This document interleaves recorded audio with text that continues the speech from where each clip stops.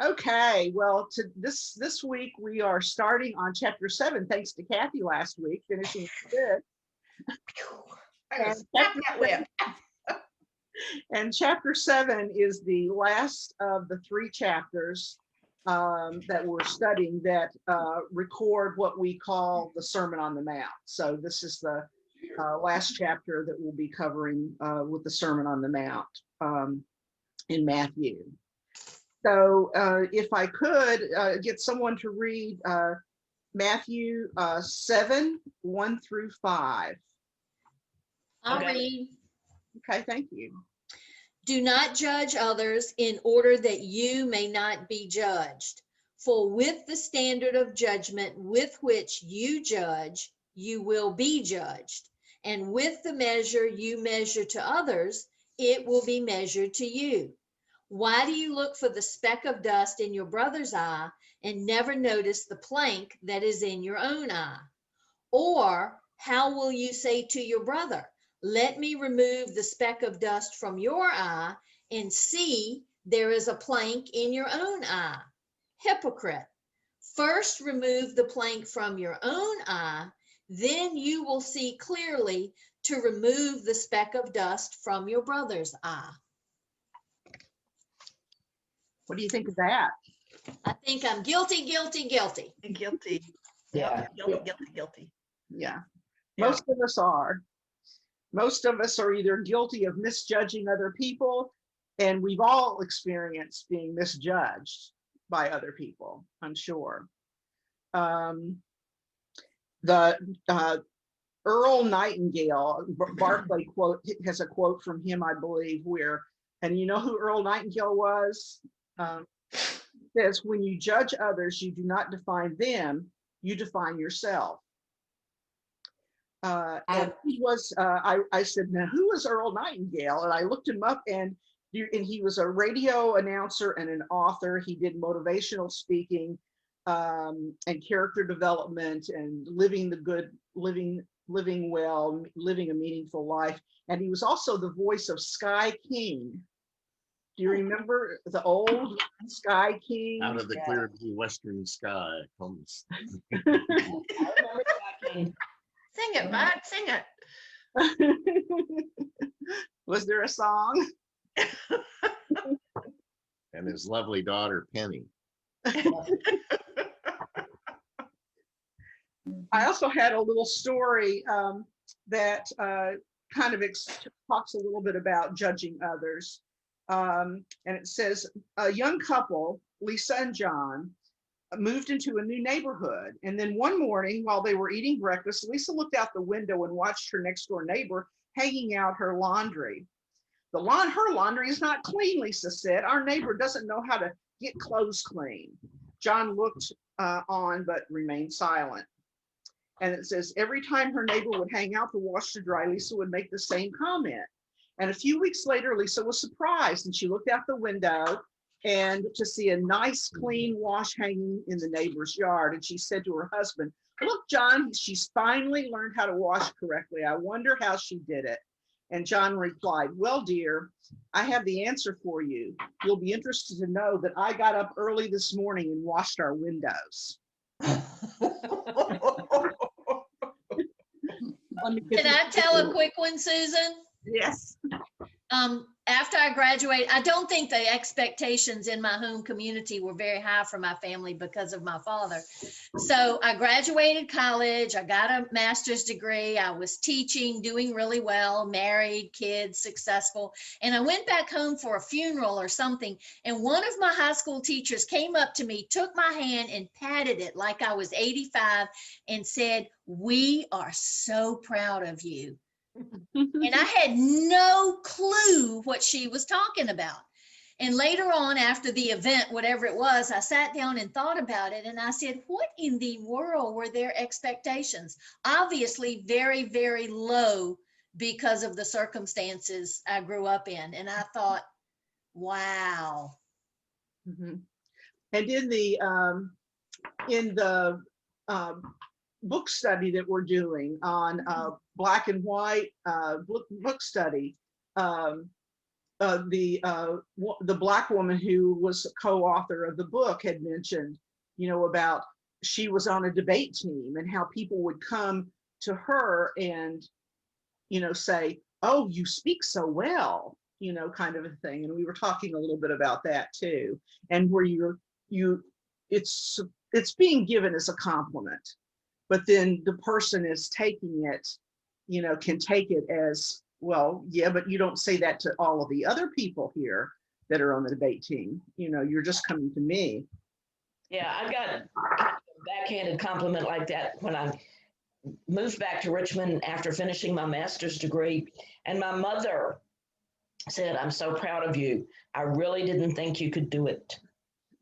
Wow. And she wasn't talking about the schooling part. I had been such a meek little yes girl, little Miss Goody Two Shoes. She didn't think I had what it took to survive on my own after the divorce. Mm-hmm. Wow. Yeah, so that was. I think here, Jesus is really turning our focus from, we have a tendency to see other people's fault. All of us, have that tendency. And here he's trying to focus from other people's faults to our own faults. You have to look at yourself first before you can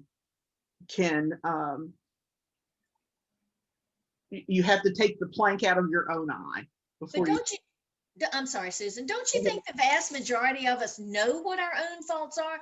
I don't criticize other people without knowing what my own faults are. And I work every day to try to fix my faults as much as I can. I'm not totally oblivious to my own faults. Do you think some people are?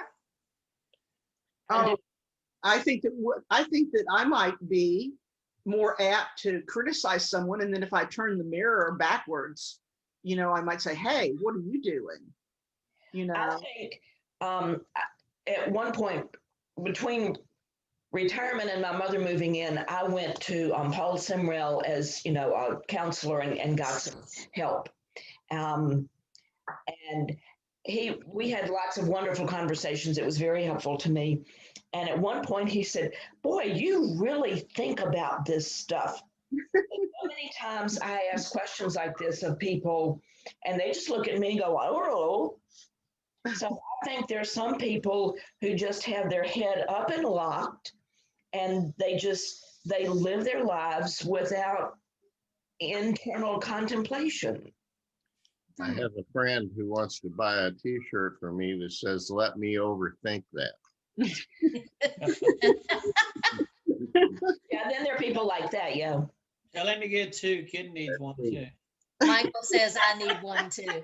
I overthink everything. I think that So it's good to have one of those in your marriage or in your group of friends. I think the times in my life where I can look back and say, I really screwed up.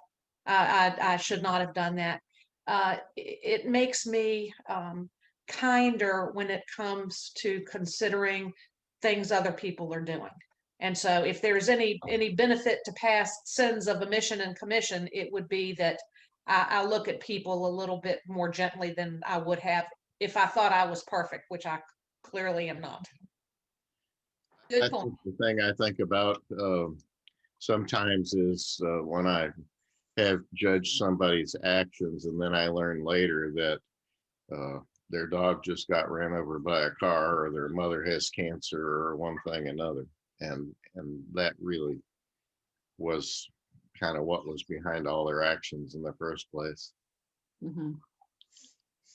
And in I think it was in Matthew, back in Matthew 5, that Jesus tells us that you will certainly not enter into the kingdom of heaven unless you are more righteous. So you go beyond that of the scribes and the Pharisees.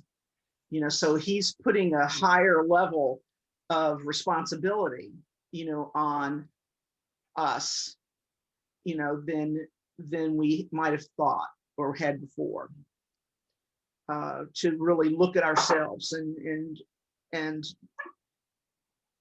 be considerate. Then I think Barclay goes into talking about 3 reasons that we shouldn't judge others, that we might not have the whole facts, that it might be impossible for any of us to strictly be impartial in our judgment, and the supreme reason why we shouldn't judge someone else is that we're not good enough to judge another person. What do you think of that? You know, the people that live their lives by that principle have always, I've always had very high respect for folks that live their lives by that principle. Yeah, and it's a hard one. Mhm. Yeah. Yeah. I Well, know go ahead, Sarah. when I find myself being the most judgmental, it's like because my mother was very judgmental. It's my mother's voice I hear, and I feel like taking her hand and slapping her hand and then slapping mine for being that way too. I'm exactly the same way. My mother was very quick to judge, and I am too. In the middle of page 304, it says, let's see, those of us who are blessed with fine parents know nothing of the temptations of people who bear the burden of a difficult upbringing. We would be amazed that they have succeeded in being as good as they are. I've told my Sunday school class dozens of times, I could be a really good bad person. I know really well how to be a bad person because I lived in that environment for 18 years. I mean, I know how to switch tags on food in a grocery store and get a roast for the price of hamburger. I know how to do a lot of bad things. I work really hard to be good, and this is the good version of me. I used to be much worse. Lucky you.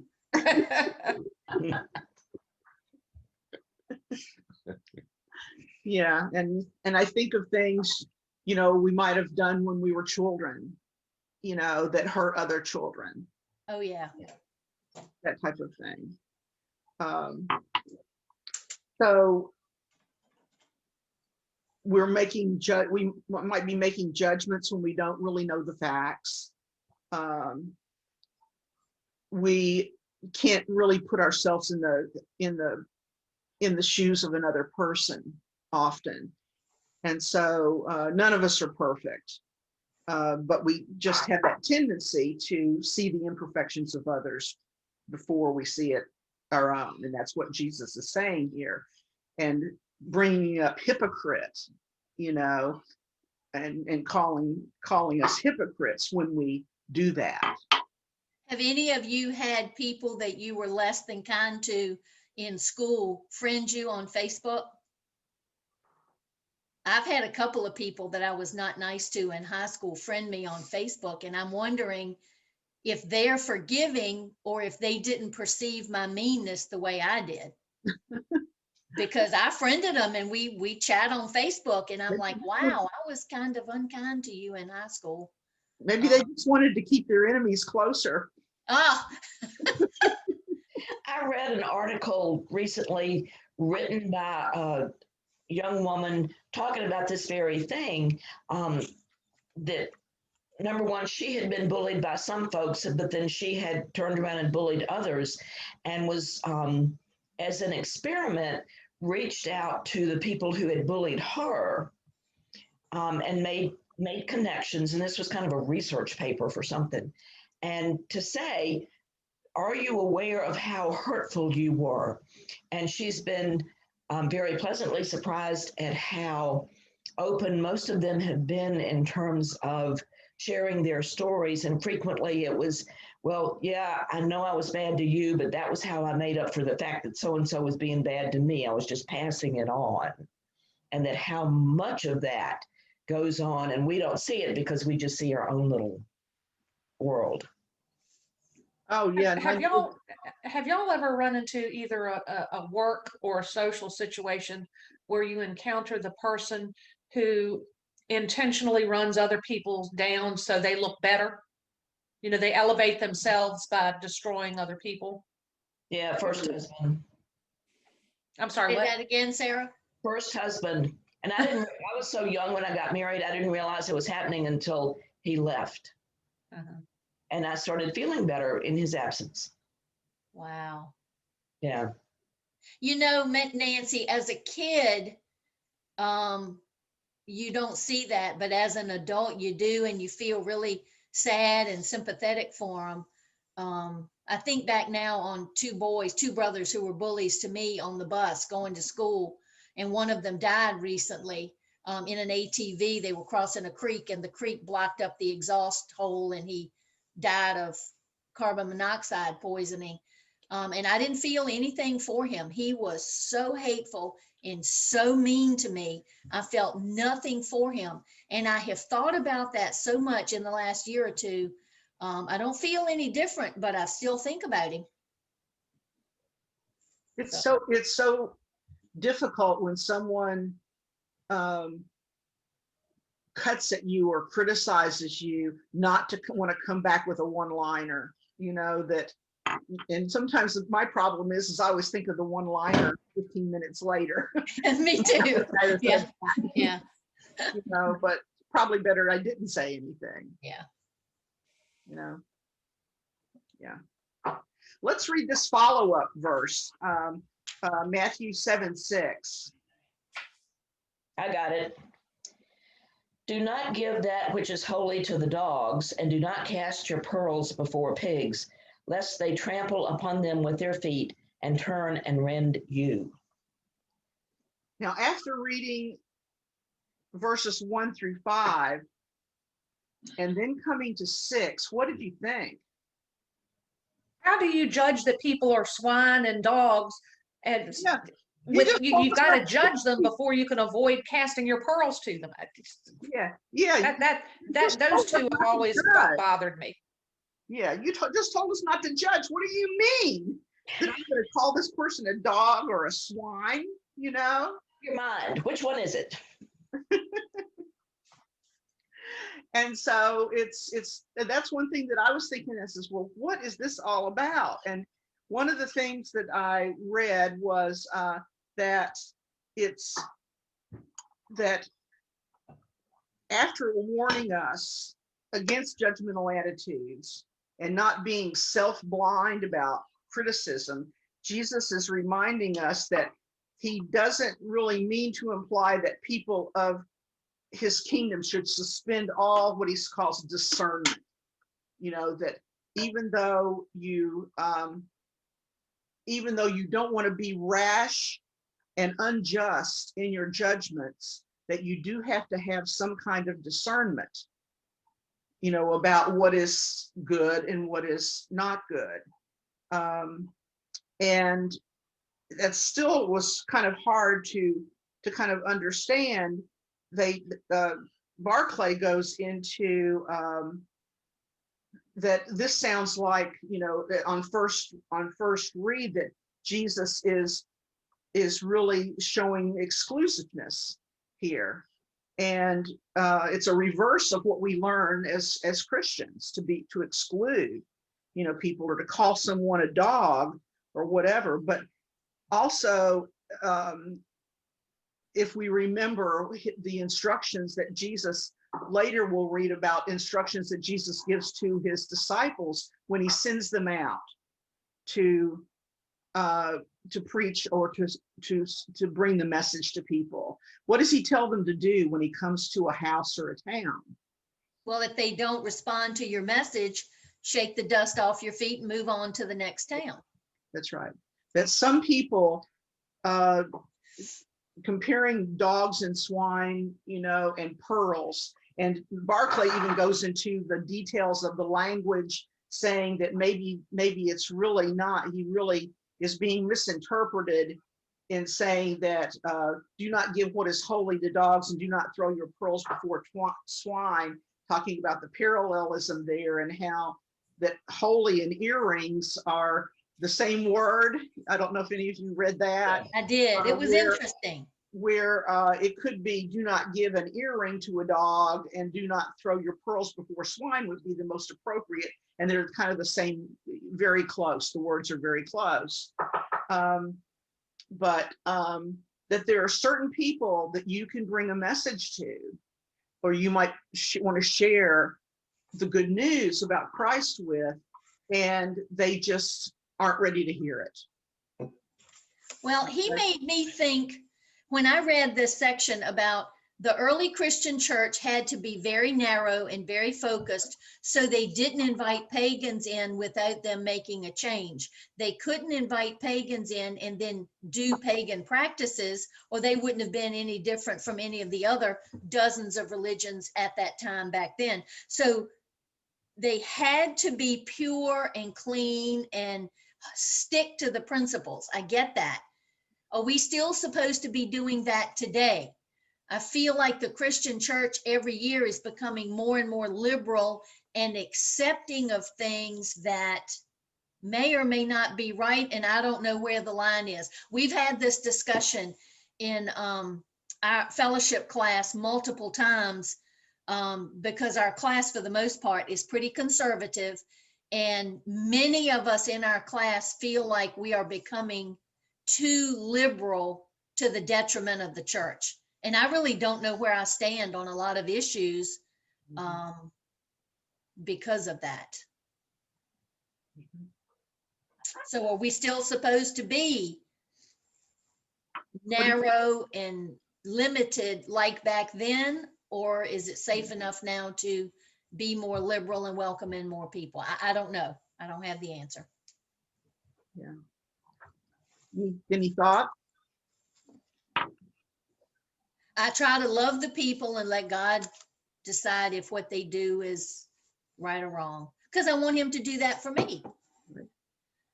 I worry that the church overall, not necessarily our congregation, but the church overall has become in many ways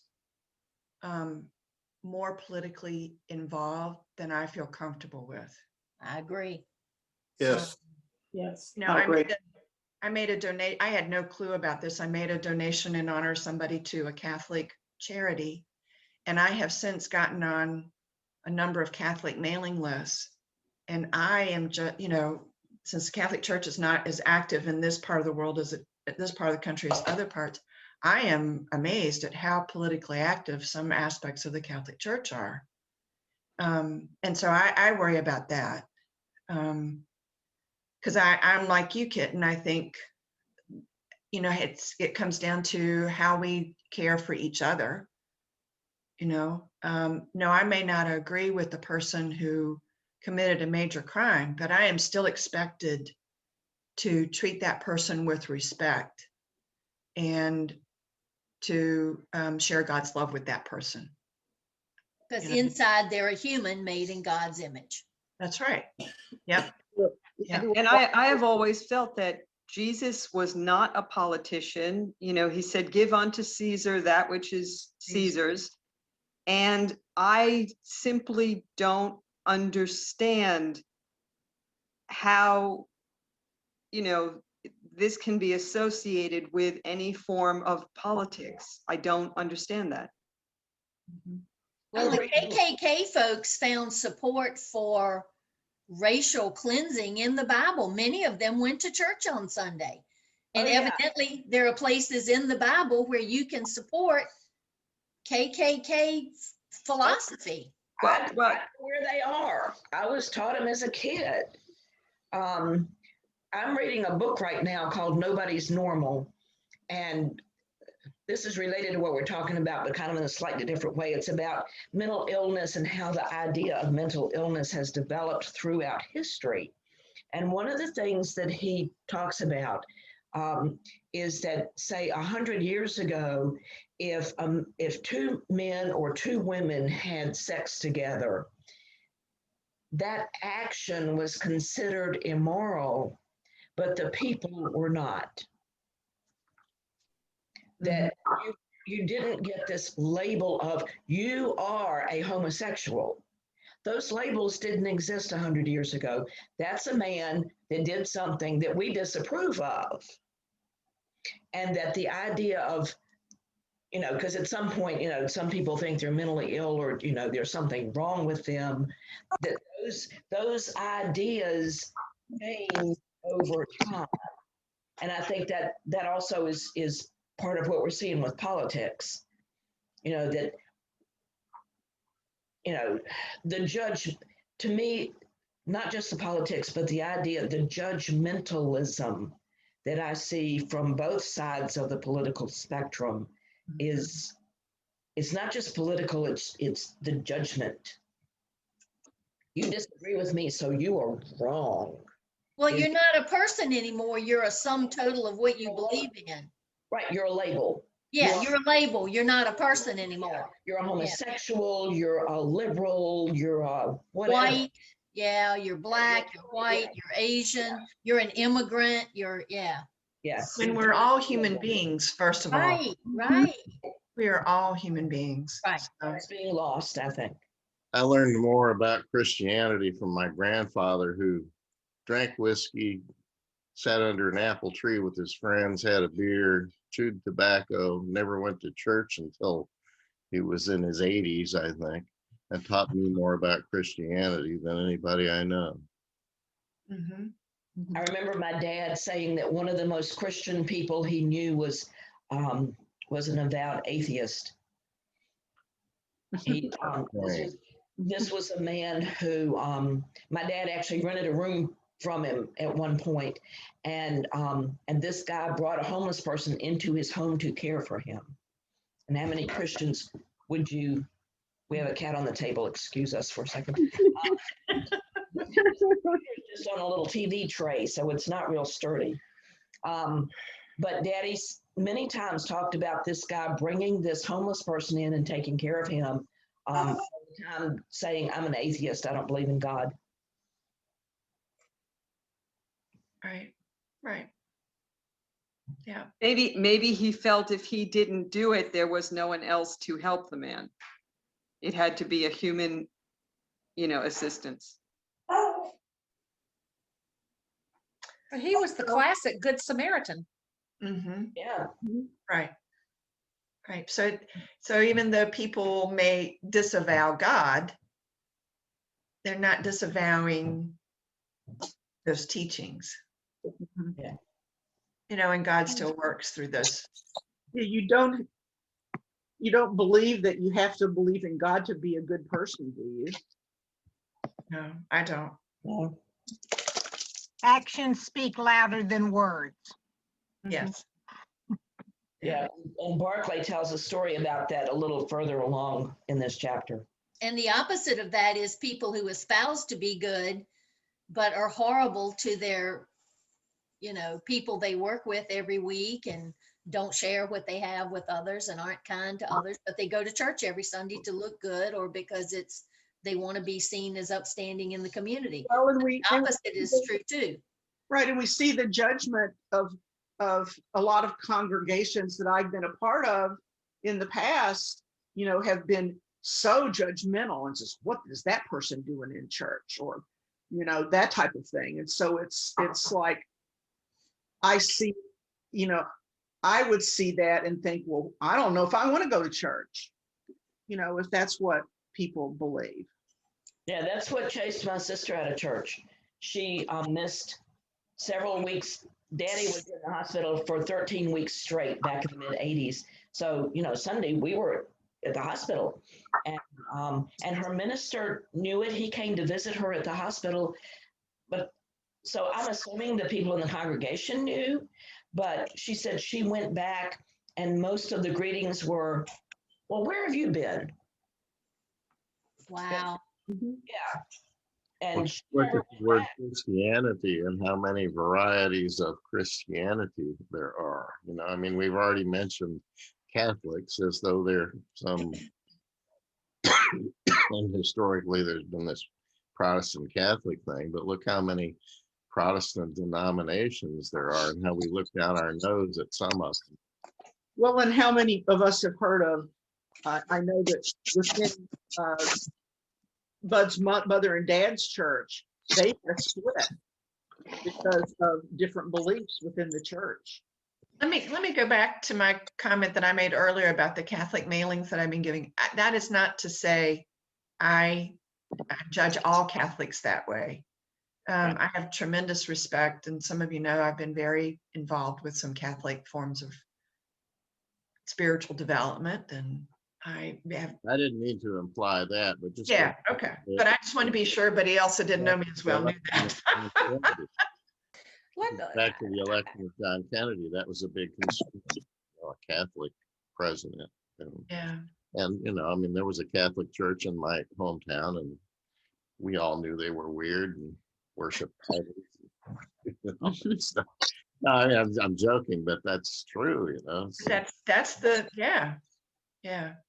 When I was working, there was an attorney in our group that was very plain that he did not like me. He did not want me doing anything connected with him. However, we were in the same group, so we had to work together. And I did everything I could to avoid him simply because I knew he didn't like me.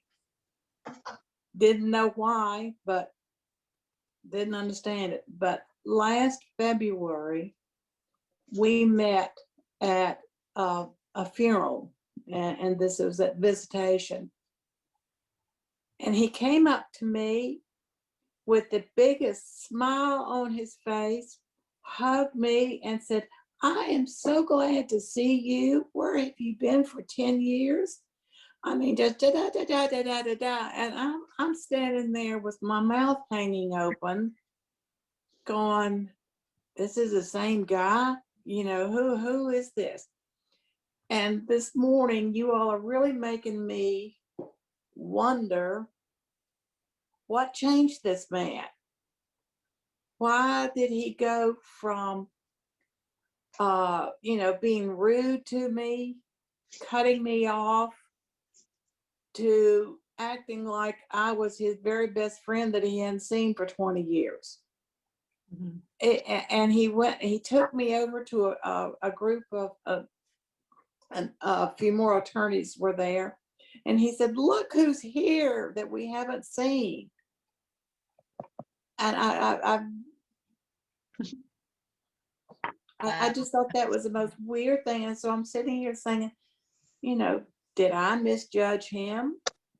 Or did he misjudge me? Or what? His conscience might What have. the circumstances in the firm at the time, and what, when I think of when we get judgmental and when we get jealous, and what is usually the cause of that we're jealous, or feel that we're being threatened somehow with our job. Was he under any kind of a threat, at the law firm, I just, or a threat to him? I don't know how I could have been a threat to a senior attorney, but but it was just, I had a supervisor that was like that. She made my life very challenging and at a number of times. And then after she retired, about a year later, she came back to the office for something and came up to me and gave me this biggest hug. And I was like, whoa, what is going on here? You questioned my need for surgery one time. And, you were so, now you're coming up and giving me this big hug like I'm your long lost best friend. And I was like, what in the world? And I wished I'd had the opportunity and the guts to say to her, to explain to me what's going on here. Joe, you were going to say something earlier and we all cut you off. I'm sorry. I said, I think maybe that attorney had a conscience and realized what he had done. Maybe that was the change. I don't know, but I really sort of, I'll have to admit, I watched him after that, because it was sort of like a homecoming for all of us. And I was the only person that he had hugged that I saw. And I still look at it and wonder what happened, what changed Joe. Well, the opposite of that is I have a couple of acquaintances where I wronged them And I apologized either through an email or a written note or what have you. And they refused to forgive me, and we'll meet in a social setting and they'll turn their head and won't speak. So that's the opposite effect. They refused to even when you admitted you were wrong, they were right. They called you on it and you were wrong and you said you were sorry. Nope, we're not moving on. We're stuck in, 5 years ago. And I'm like, ooh, that's too bad. I'm moving on. Yeah, I can remember. You got a point, Joe, that maybe in Stuart's and my situation, maybe that was an act of please forgive me sort of thing. Maybe it I can was. remember having with email going back and forth with people that I was in a department and we needed to have some help with the computing department. And so I was constantly going down to the computing unit and talking with the head there and saying, I need this and I need that and blah, blah, blah, blah. And then on one instance, I sent an email saying, we need to have this and we need to have this done really quickly. And she emailed her staff, but forgot that she copied me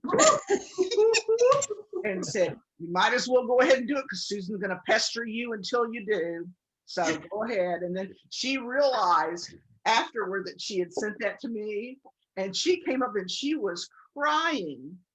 She was so sorry that she had said something like that. It says, oh, Jane, that's no problem at all. It doesn't bother me. Kind of nice to know that, well, they see Susan and know that I'm going to bug them until I get what I want. So they're going to I'm here to go tell you ahead and that's do true.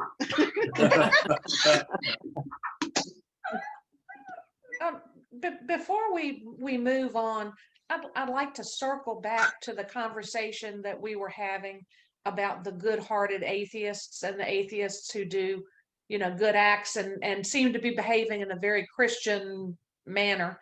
I can't help but feel sad that those people have no personal relationship with God. I mean, to me, that's just a gaping hole. And where they may have I don't know what you would call it, intellectual wherewithal to establish their own code of conduct and what's right and what's wrong and what's good, but they still, at bottom line, don't have that personal relationship with God. And I think that's just kind of sad. There was one quote that Barclay used. He said it was a statement that was made by rabbis that even as a treasure must not be shown to everyone, so with the words of the law, one must not go deeply into them except in the presence of suitable people. And Barclay says that it's a universal truth that it is not to everyone that we can talk of everything. And I was wondering what you all thought when you read that, because one thing he said is that within a group of friends, we may sit and talk about our faith. We may allow our minds to question and adventure. We may talk about things which puzzle and perplex, and we may allow our minds to go out on the roads of speculation. But if people with more orthodox views join the group, they might well brand us as a set of dangerous heretics, or if others joined who had a simple and unquestioning faith, that faith might well be disturbed and shaken. And I think about Sarah. Back when Paul Simrel was teaching this class and we met in the fellowship hall before it was built, there was a Sunday where something was being done and that class was not able to meet. And so I went into the other Sunday school class, and Kitten may have been, it's either Kitten or Bud, I'm not sure which, but I walked in and there was a collective gasp of horror. I had walked into the conservative Sunday school class, and it was right before Christmas, and I walked in and everybody just looked at me. I said, my class can't meet because something's going on in the fellowship hall. I promise not to say a word. Can I come in? Yeah, but that's not fair. That was our class, Sarah. But that's not fair. Everybody in our class loves you. They just don't agree with everything you say, and that's okay. But that day, I mean, I literally, when I walked in, there was just this, I remember, and at one point, it was killing me to stay quiet, of course, and I raised my hand and said, I promise not to upset you. Can I say something? So Sarah, did you burst into flames or what? Lightning didn't strike you. Well, Tom still worries about that. I know. Well, Susan, to take that comment though and go back to the verse about the, meat to the dogs, I mean, what's holy to the dogs and pearls to the pigs. Dogs are, my Bible references thinks that's talking about, sacrificial meat, that you're not supposed to give that meat to the dogs. The dogs aren't going to understand that that's holy. Mhm. And the pigs aren't going to understand that those pearls you wear around your neck, are important and valuable. They're just not going to understand that. Mhm. And so, I wonder if that's a caution that not everybody's going to understand everything. And That's Barclay does say people can only understand what they're prepared to understand. Right. And we cannot share the secrets of our hearts with everyone.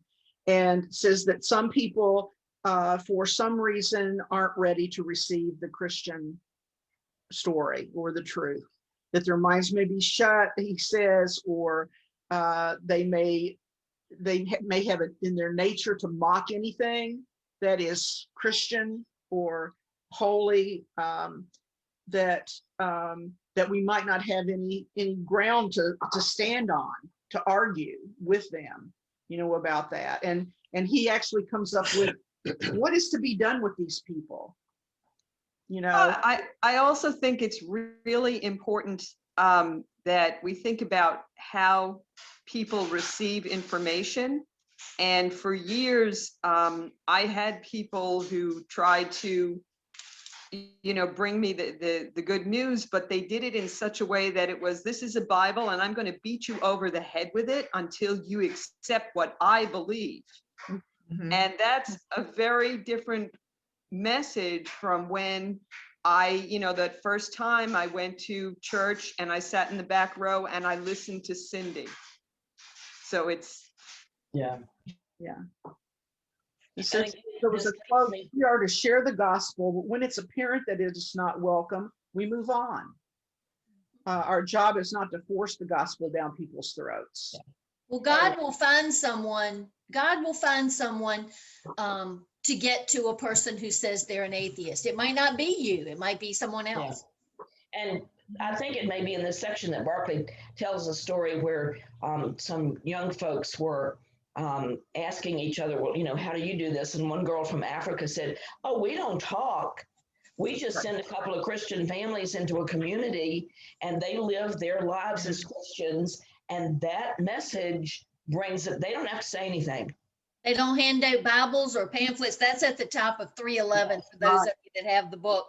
Yeah, Right. No pamphlets, no Bibles, just go live a Christian life and they'll want to be like you. Right. I like that too, Sarah. We just send one or two Christians to live with the community. When they see what Christians are like, they want to be Christians too. Yeah. But going back to what we were talking about a minute ago, talking about you can't say everything to everybody. I thought about this class and how this is a safe place for me to express some of my more unusual theological ideas, that I'm not going to be shushed or have we're all seeking and asking. Right. It's a process. Exploring. I love talking to people that disagree with me on some issues. It helps me grow. Oh, yeah. It's just, I like having that conversation, and this is a safe place for me to have that conversation.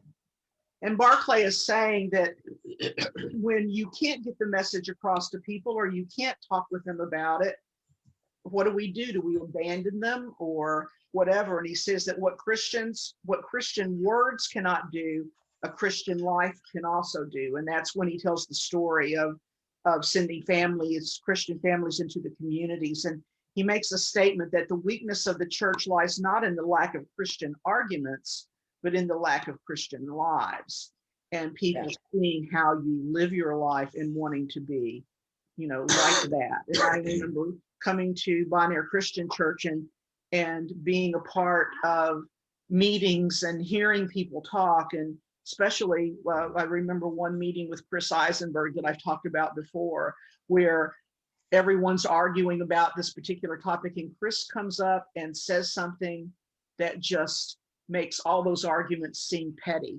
that we're here, here's what we're really here to do, kind of a thing. And so seeing him and seeing the lives and the people we come to know at our church really makes you want to be a part of that group, and to learn and to grow with that group. Well, in answer to that question, where I pick up next week, we'll answer that question. If you read Matthew 7-11, we'll answer our questions from this week, next week. I was thinking the same thing, Kitten.